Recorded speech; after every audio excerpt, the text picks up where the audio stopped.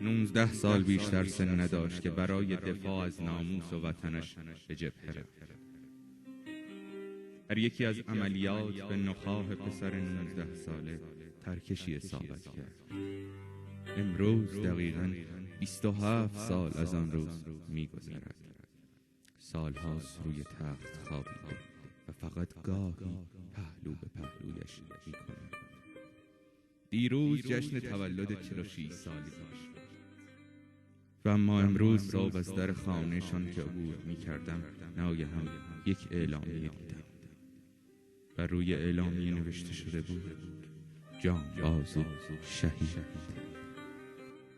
آری، جانباز 46 ساله ما.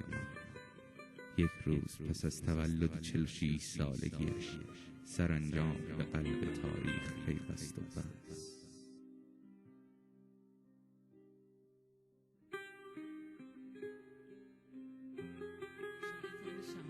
معنای شهید بزرگی، شهامت، از جان گذشتگی، افتخار.